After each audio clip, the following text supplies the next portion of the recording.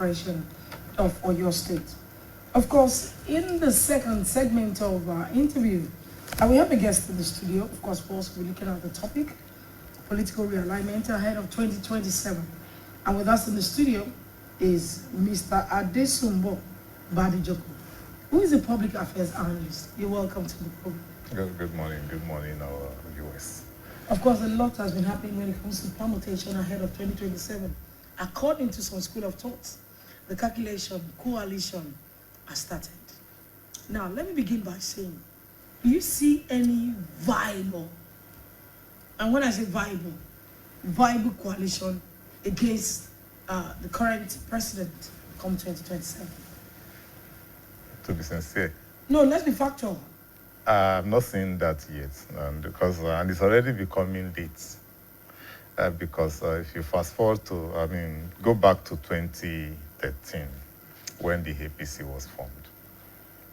What happened then was a merger, and 3 political parties disappeared or merged into the APC, and that happened in 2013. The election was 2 years to come, and the Electoral Act of 2010 is not the same as that of 2022 that we're currently using, or 2020 now. Because this new one gives a longer time for campaign and preparation. Now, considering this new Electoral Act, every form of coalition merger ought to have started last year, not this year. Because this year is the year of awareness for us to know the aspirants, while next year is the year for primaries. And of course, 2027 is the year for the election. But we are just seeing defection, the campaign, and we don't really know to what end are those defections and the campaign is about. So that's why I said I'm not seeing any kind of seriousness just yet. What is happening with the dynamics being thrown now? Because we are seeing, like you mentioned, defections. We have seen some statements being made by some particular individuals, and it looks like it's going to be, telling what could possibly happen in the future. What do you see happening with the dynamics of our political sphere as we speak? I see, in the last election, we had 3 horse races. I see a situation where 2 of those parties will be emptied into another one, the SDP now, while the Labour Party would still exist, but not play a major role. PDP will still exist, but not as strong as it was in the last election. And then you now have a situation where it will be the APC, the ruling party, and whatever comes out of the SDP. Let's hold on to that thought and pay some commercial bills. We'll come back, we'll continue with what we were asking. At break time, when my champ needs to keep going, he's going to need his favorite snack, containing calcium, iron, and fiber. Milo Energy Snacks, snack of future champions. Milo!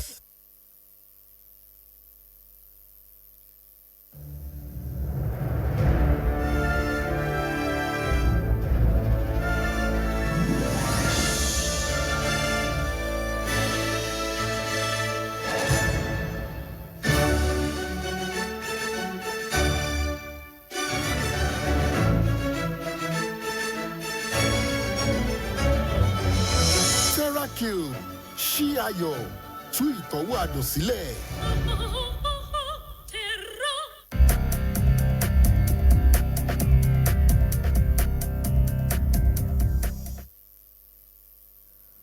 All right, thank you very much for sticking around. We are still talking about the political realignment ahead of 2027.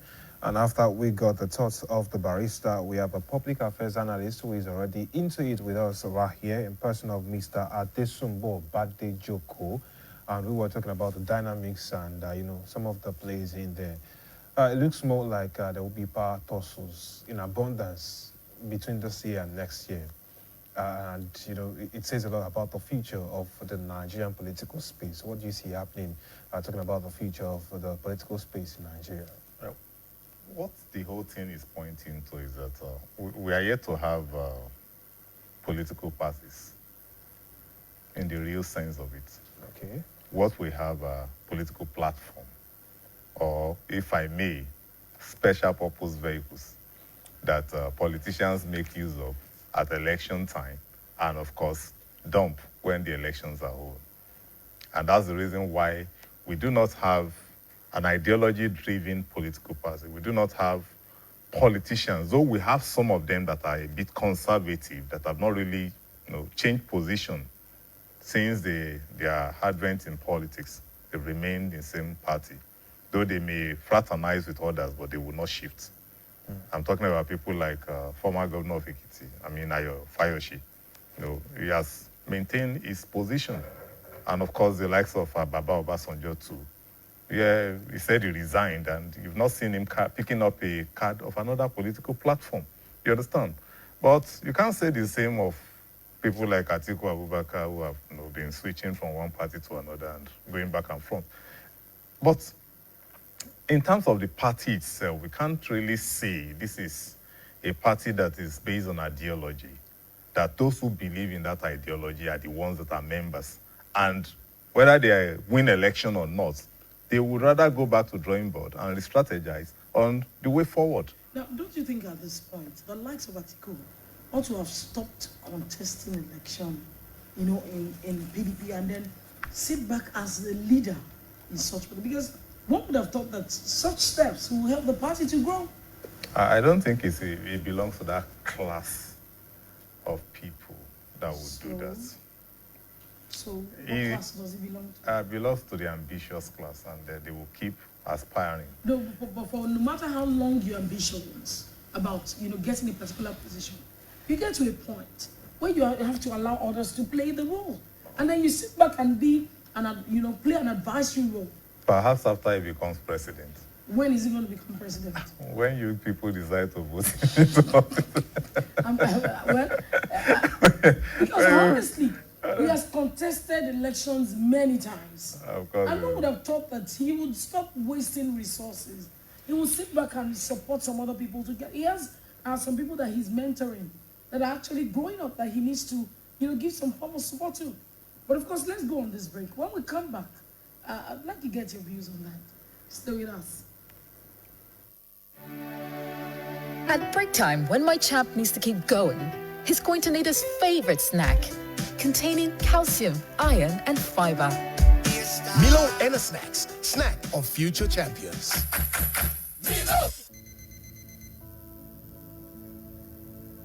During this blessed month, we begin with prayer, with faith, and with the spirit of giving.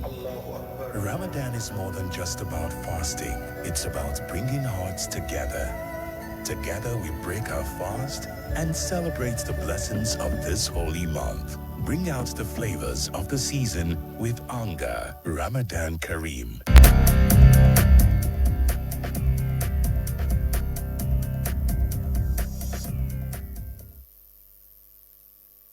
All right, welcome back. It's still AM 120 on the Broadcasting Corporation of Oyo State. And we still have our guest in the studio.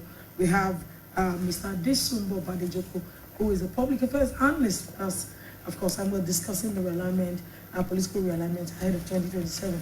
And I am particularly particular about, the former Vice President of the Federal Republic of Nigeria, Atiku Abubakar. One would have thought he has a lot. Show me in Ogun State is there. There's some of his staunch supporters. He could have brought out some of these people, support them. If it indeed is interested in the development of this country. I told you it's not, that is a gift. You cannot place Atiku in that capacity side by side, Ebola Ahmed Tinubu. You understand? After being governor for 8 years, he was building people and put his weight behind them. He had his own ultimate goal. And he didn't do it just in the southwest, it penetrated the north too, even other regions, supporting people. For instance, the governor of Nasarawa had openly mentioned the role he played in his emergence as governor of that state. That's Nasarawa all the way. And of course, he has been an ally of Atiku Bagudu for a long time. So when you look at that person, so when he now decided to say, okay, this presidency is what I want now, they had no choice than to come to his aid. He already has an army behind him. Now, Atiku Abubakar too has a structure within the PDP known as the PDM, which is the main reason why it is always easy for him to get the PDP ticket. Other platforms, he may not find that easy, but that structure is embedded within the PDP, and that's why it's always easy for him to get the PDP ticket. But what he has now been able to achieve with that is another thing entirely. But if he says he still wants to be president, he believes he can be, and this is right, truly, despite his age, he's still strong. And but that is beyond him. It's about the people. Because people will look at so many things. Personally, I will look at, okay, you're from Adamawa. How much impact have you made in that state? As vice president before, when democracy was still younger, how much impact? What did you attract to that state? You understand? You were governor-elect of that state before you became the vice president. So, which means we should kind of assess you using that state as a parameter. That's to me. I wouldn't know what yardstick other people would want to use to judge him. But these are things that have been working against him. Now, he had the best opportunity last election.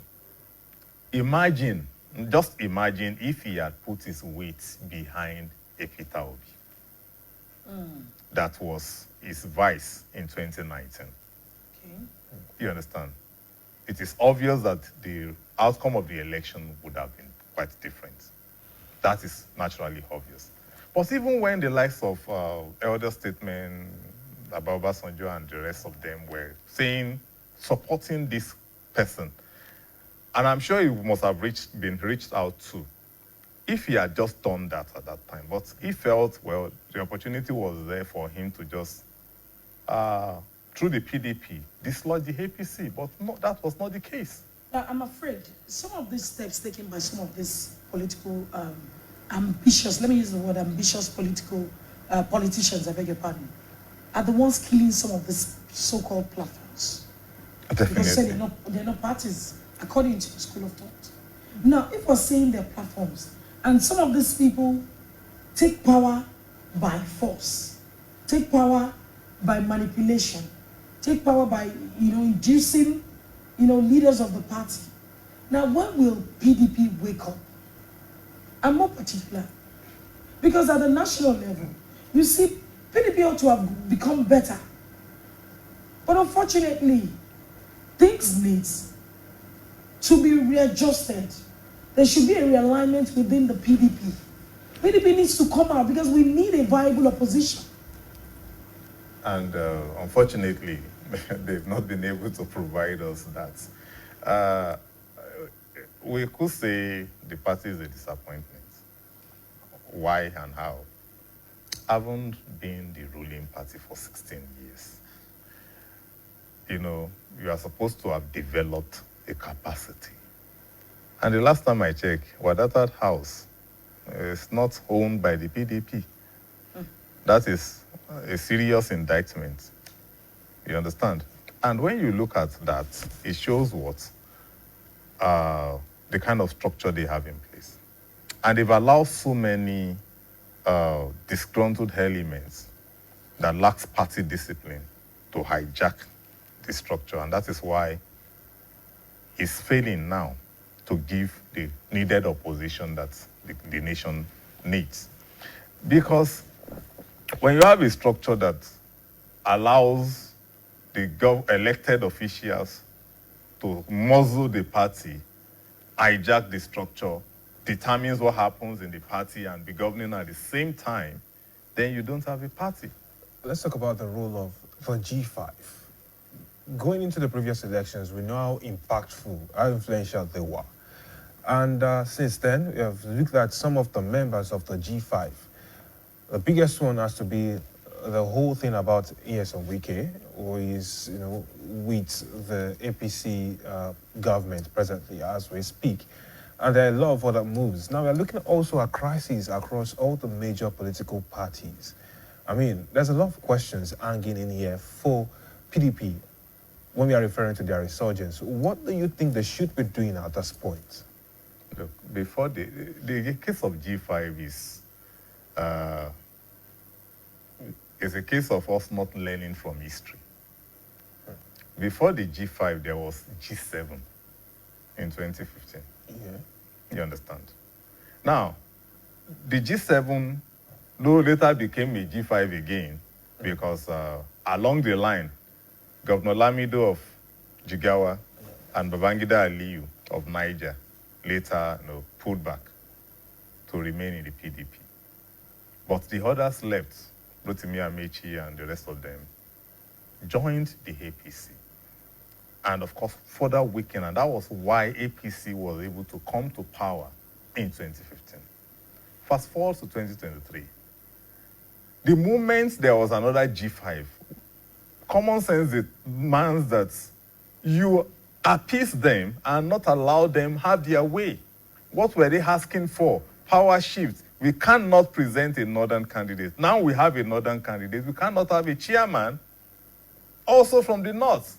What stops you from just ceding that position? You were saying, no, they should wait until after the election. That what if they, that means you are not sure you're going to win. So these are the problems. That's okay, why not pick a vice president from among them?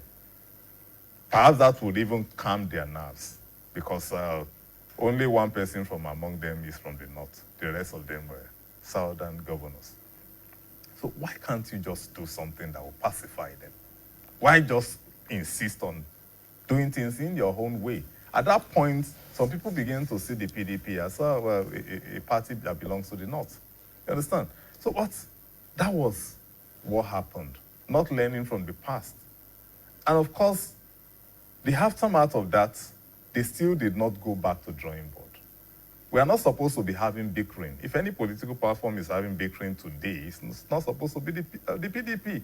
They are supposed to come back and reconcile. They set up an Oyinlola committee that didn't achieve much because you did not address the cause of the problem. You just want to be treating the effects.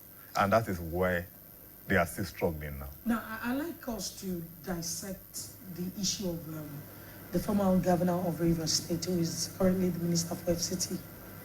It seems to have become an institution that cannot be shaken, an institution that cannot be addressed. I do not understand. I still find it hard to place it. Can I be working here and still say I belong to another organization? I mean, I don't get it. Why is it hard for that party, the PDP?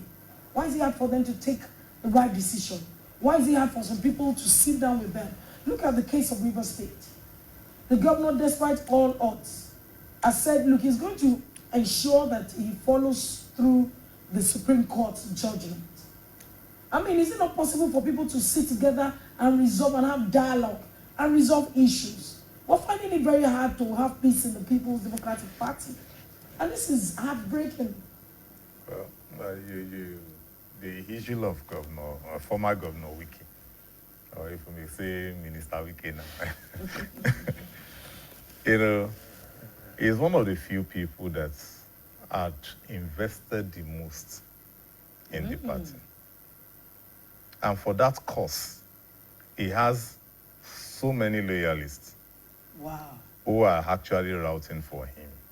So, and that's why it becomes difficult to expel. The other person is Atiku Abubakar himself. And that's why, and the two of them are the ones that are giving the party the problem is facing right now. You understand? And unfortunate, the fact that he's working in an APC government, it's not the first time that will happen. It had been happening. And of course, it is when elections are near that we will really know where he belongs. But if the party is not getting itself together, we may have a situation where he would work for APC again in 2027. But that is 2 years' time. A lot can happen within 24 hours in politics. So until then, we cannot say this is what will happen. Yes, but the issue is our politicians really need to now begin to stand for something. Now, there's this saying that if you don't stand for something, you fall for anything. They've always been falling for anything. And they should now begin to put the interests of the nation forward above their own personal interests. Because that's the only thing that can make you to look at a situation, well, I don't think I can go, or there's need for me to move now. Let me just hold on, allow others to have their way now, then I will come back other time. But they always believe, no. Ordinary party primaries, they will take it to the level of Supreme Court.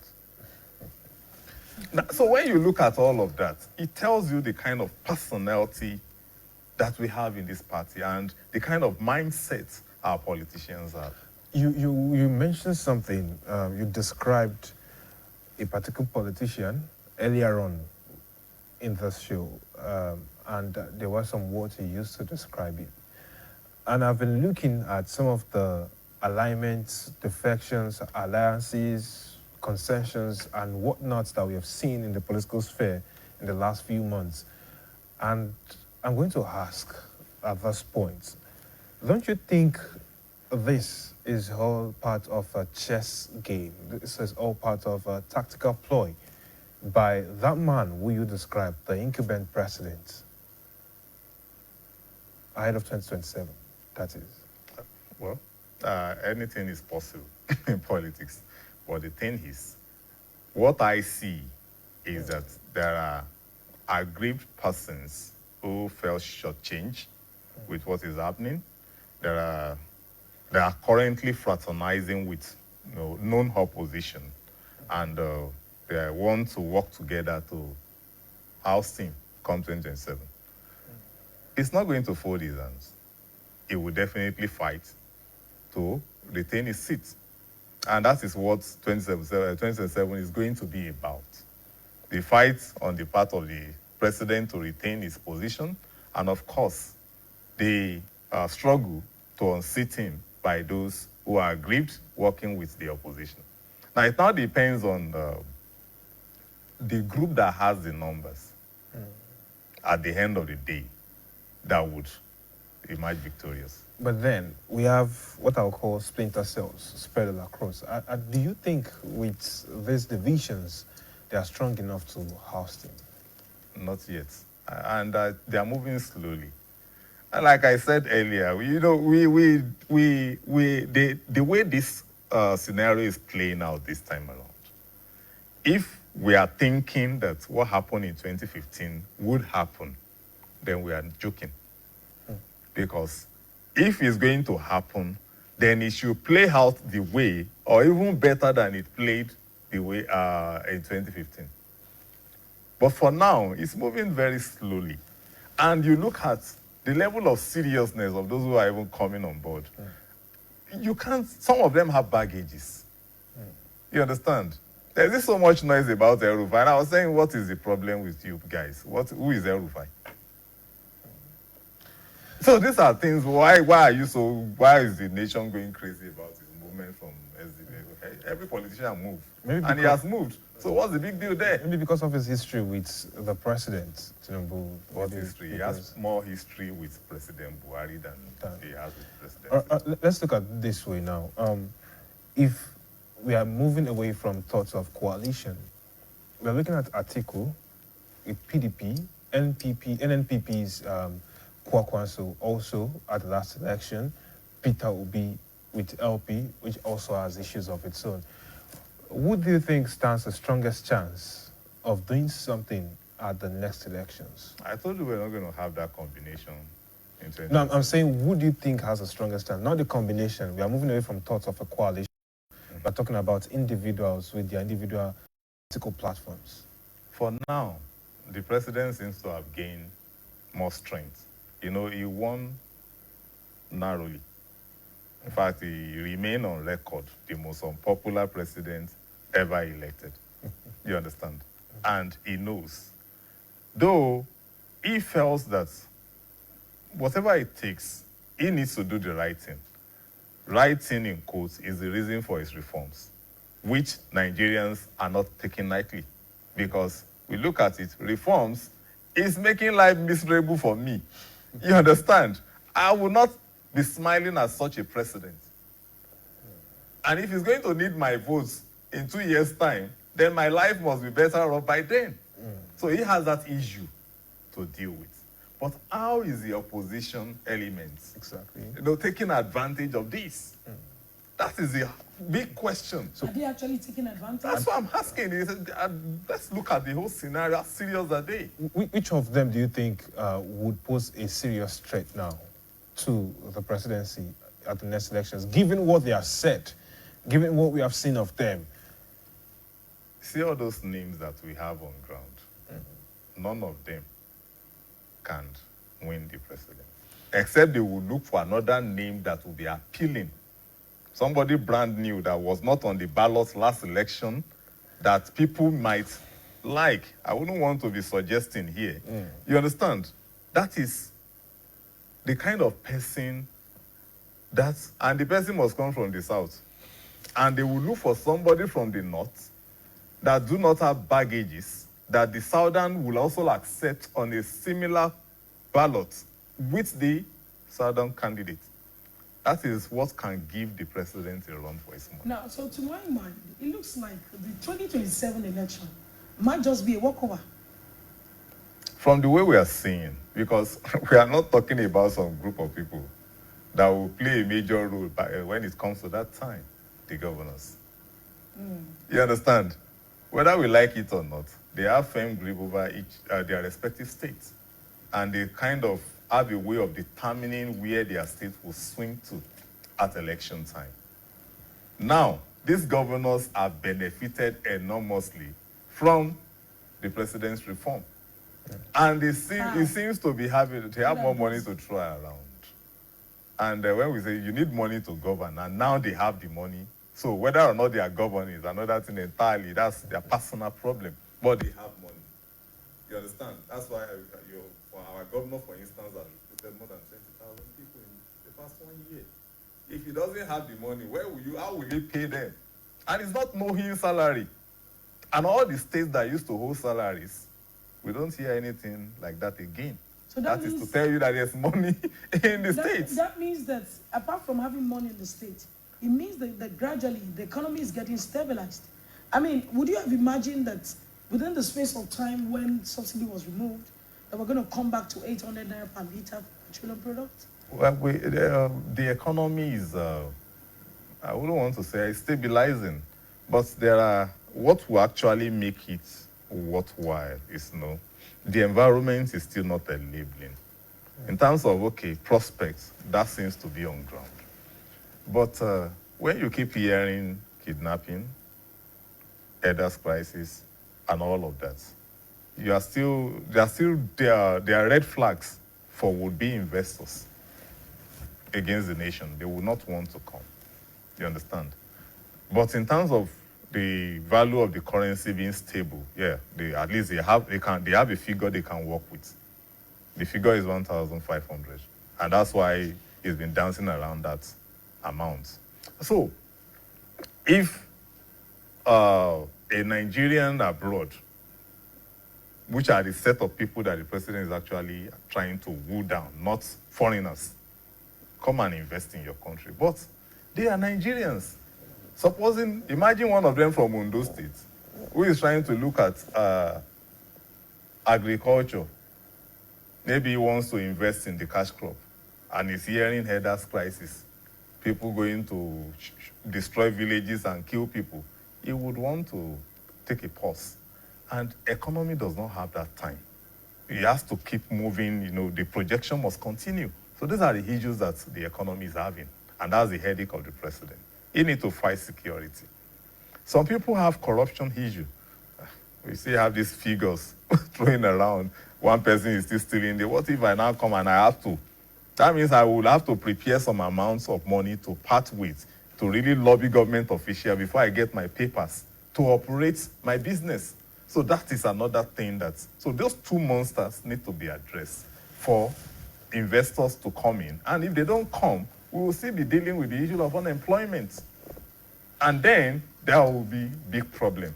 But because we're not discussing the economy anyway, we're discussing politics and the 2027 game that is currently on. So all these things are there. The group, that governors group are there, available.